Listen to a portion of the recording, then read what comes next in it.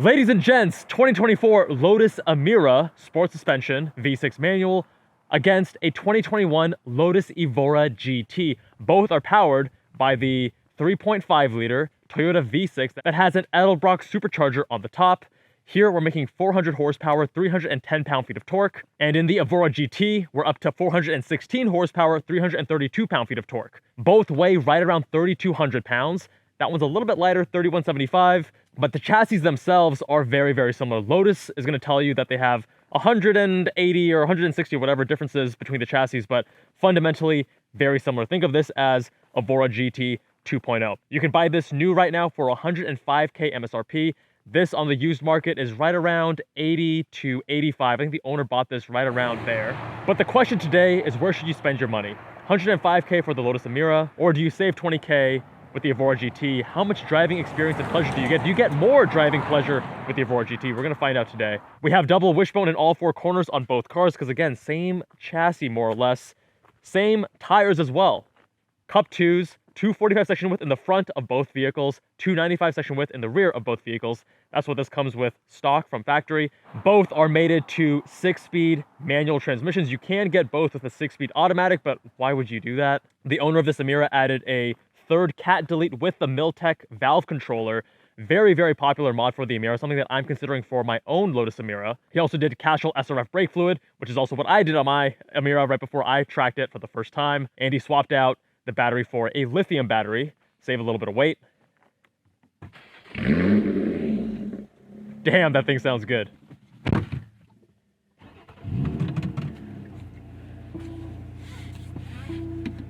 A familiar place. I love this interior. I think they did a fantastic job of making it feel both special, but also comfortable, refined, brilliant place to be. Owner went with the white leather interior, which I was also considering, and he went with magma exterior. I have Atlantis blue with yellow calipers on the outside. He went with magma red with yellow calipers and white leather interior on the inside, which I think looks pretty good. We're gonna put this into sport mode. Damn, that thing does sound really good. Now we're gonna put this in 2, which is partial open on the Milltek. Oh, that red line though, cutting you off at 6,800 RPM is such a tease. We have a higher red line than the Evora GT. That's one of the biggest issues I have with the Emira.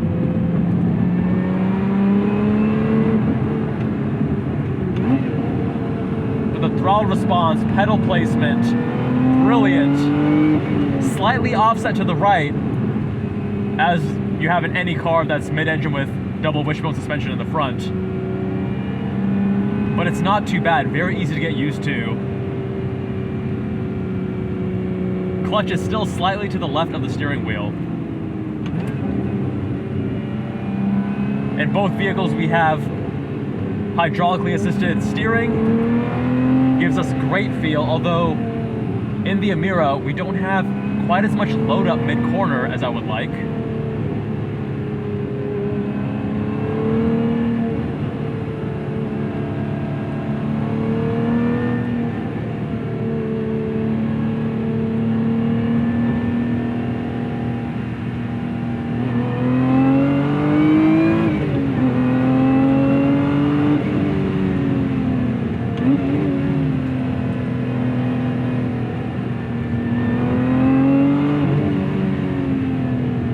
Transmission here is also a joy to use. You have to be delicate, but also manhandle it at the same time.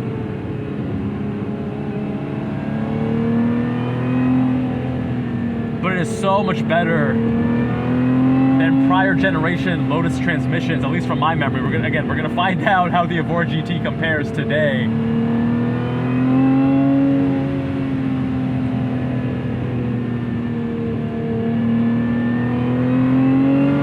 Responsive, very sharp front end.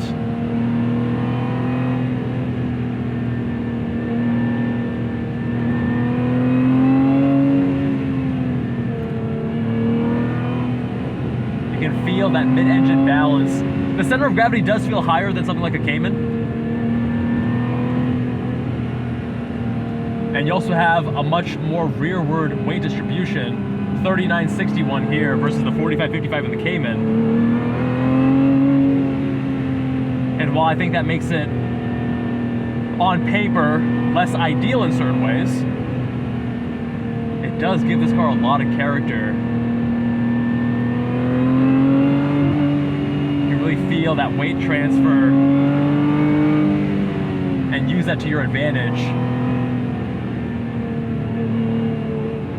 Add a bit of brake, get the weight over the front end,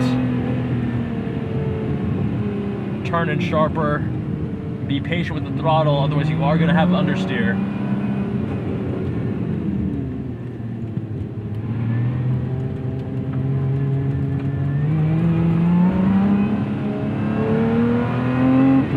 Now let's go to track mode,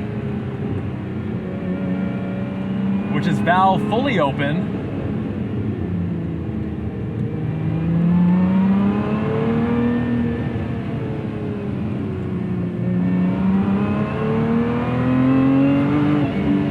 Now you guys have to remember, I am a bit of an old man as I say this.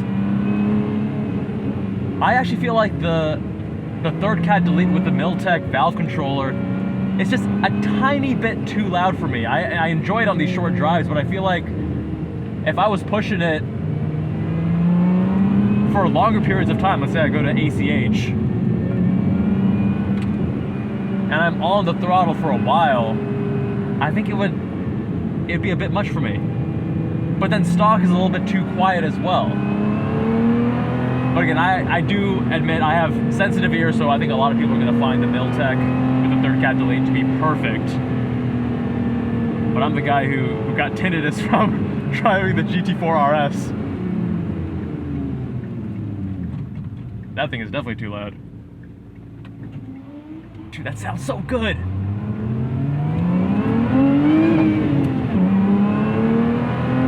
It's almost like you need to clutch in and shift well before the red line, because if you're looking at the tach, it misleads you.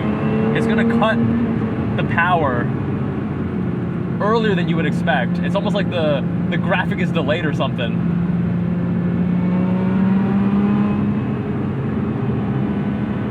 Suspension in all these Lotus vehicles is so dialed in. You don't need adaptive dampers when you have such brilliantly tuned dampers and suspension from factory. You have good body control and it still just floats over the bumps. It's not harsh and crashy. They've done such an excellent job.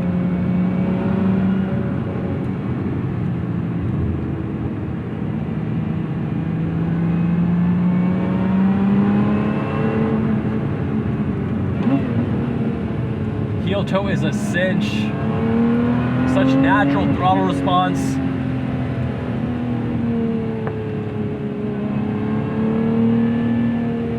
When it comes to a street car,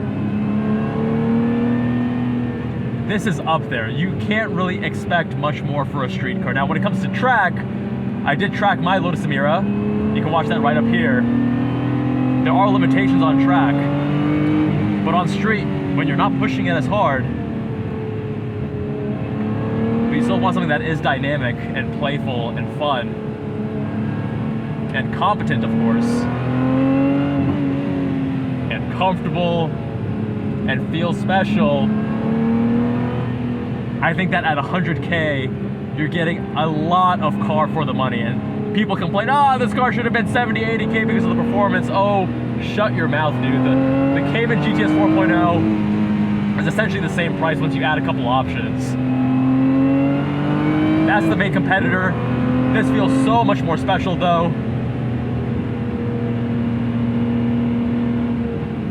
You're not getting in anything new on today's market at 100K that feels anywhere this good and this special on a Canyon road. Is it as fast as a C8? Obviously not, but that thing, you know, you're not getting this level of steering, this level of connectedness as you drive that car, even though you're getting more performance with that, right? This car and the Lotus Ethos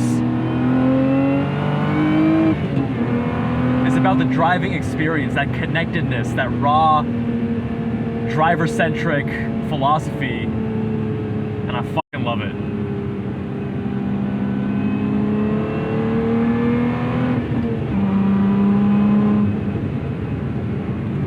The stock shifter, I drove an Emira recently that had a short throw kit, but the stock shifter feels better without the short throw kit, more congruent with everything else. And it's a nice, notchy mechanical shifter. There is a little bit of quality control differences. I think this one actually feels a little bit better than my cars. That could also be that this owner has about 2 to 3 times the mileage on his car compared to mine, which might help smoothen things out a little bit. But this is an example of an Emira that feels fantastic with the manual.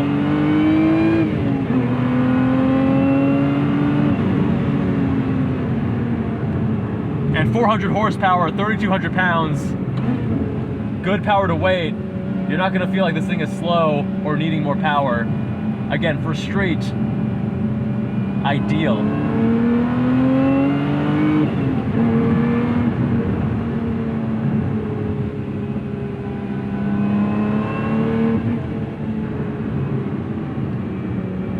Absolutely adore this car. And you put it on proper roads, it really comes to life. What an experience.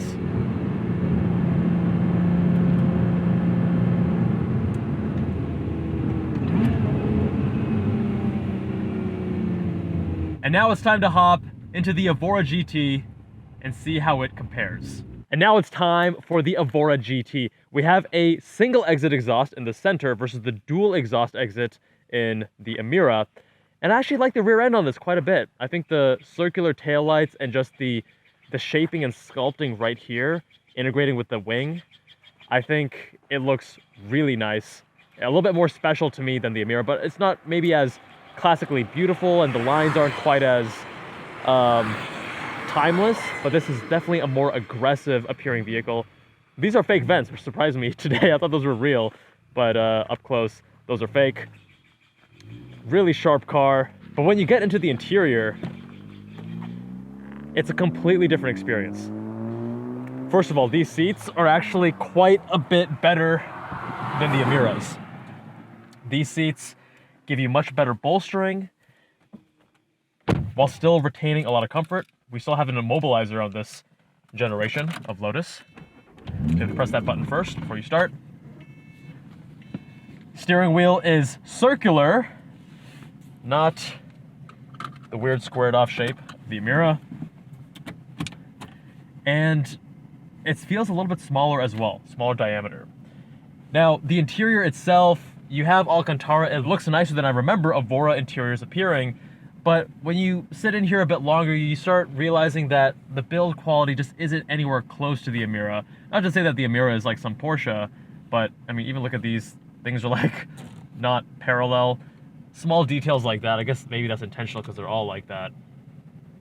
But I remember this carbon piece here is very reflective, and then if the sun hits it wrong, it blinds you while you're driving. Small details like that. The HVAC here, I think it's actually kind of cool because it feels very special. It's not nearly as polished and refined as the Emira, but you feel like you're in a special vehicle.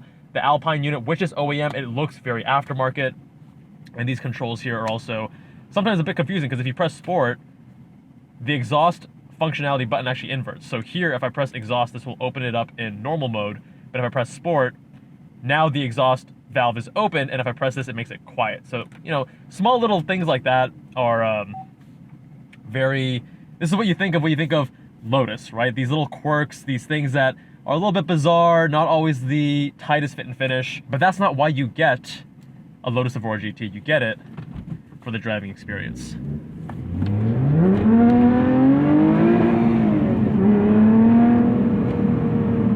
Now, I thought the red line here was substantially higher.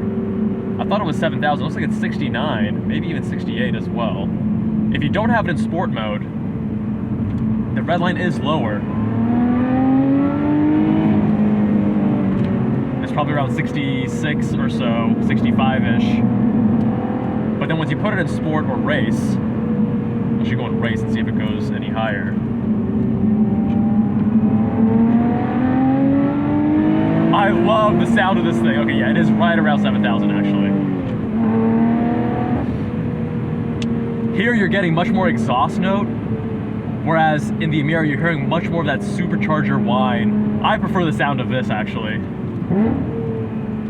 Now, the throttle response there was okay, but the issue is that it's inconsistent. On the way down here, if the revs are low, you really have to jab it, but it's not consistent. It's not something that you can predict. It's so difficult to rev match, downshift this thing smooth every time, whereas the Emira, it's completely fixed, 100%. In fact, it's a strength, because the Emira's throttle response is so dialed in. It is very sensitive, but not too touchy, not too on and off switch.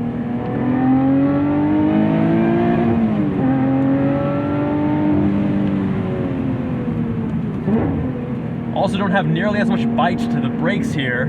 A lot of initial travel to the pedal before it starts biting and building. But once you're in it, it's just as easy to modulate as that Emira, which is to say that they are both very easy to modulate once you're in the actual bitey part of the brake travel. Now this does have a smaller diameter steering wheel, which I think is very fitting for a car like this.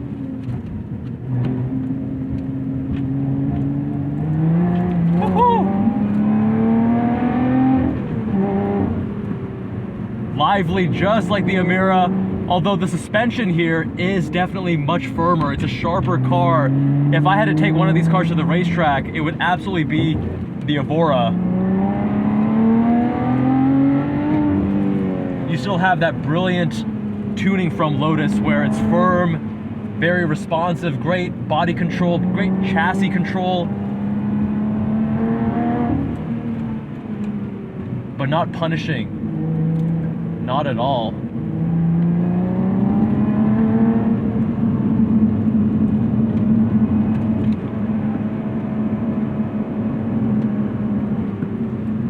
So going back to the steering, you get a little bit more feedback here, but in that Emira, it feels more muted than even my own Emira, which I think might be due to the fact that those Michelin Cup 2s are actually right at the wear bars and the owner has tracked it multiple times.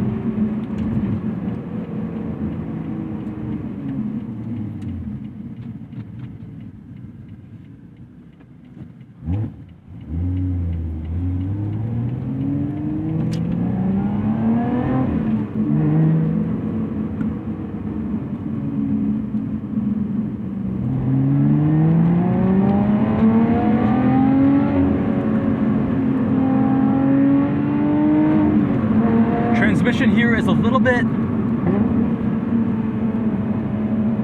looser, as you can see in gate. There's a little bit more slop to it, and it feels somewhat similar, but the Emira feels like it's a more refined, smoother, less finicky version compared to this Evora GT.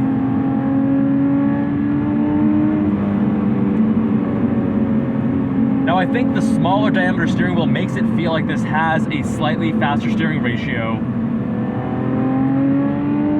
but both have very immediate and sharp front ends. And what's surprising is that in the Emira, it feels just as sharp of a front end, yet it's definitely a softer, more comfortable car. And normally, you wouldn't expect that. You would see that's an example where it didn't give me as much revs as I thought from my throttle input.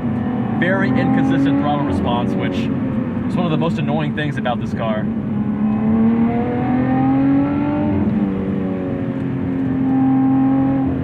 Now, even the seating position, I felt like I was too high when I first got in here, but again, it's because this roof line is so low that it cuts into your vision, especially if you're a taller person. But you have to keep in mind, it's the roof line rather than how far you are from the actual road.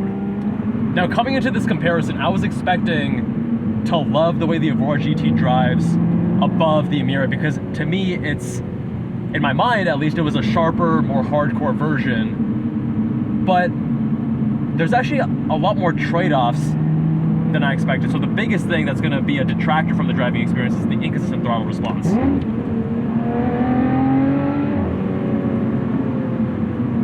The steering isn't as much of an improvement as I thought it would be, and in fact, on this road, I feel like if it was my Emira versus the Evora GT, it would be really close right now. I do give the edge to the Evora GT, absolutely, but that Emira feels more muted than my own Emira, which again, I think is due to the tires. A little double clutch there because I just don't trust the throttle response here.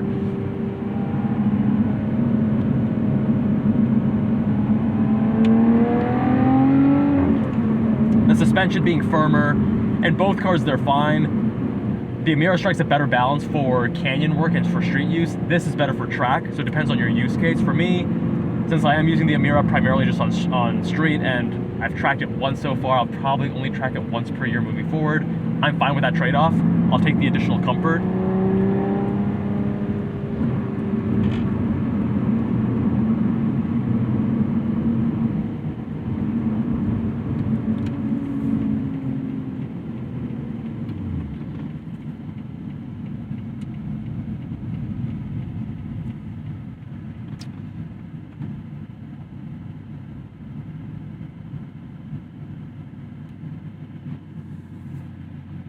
And they're both such amazing, fantastic cars that are clearly more similar than different.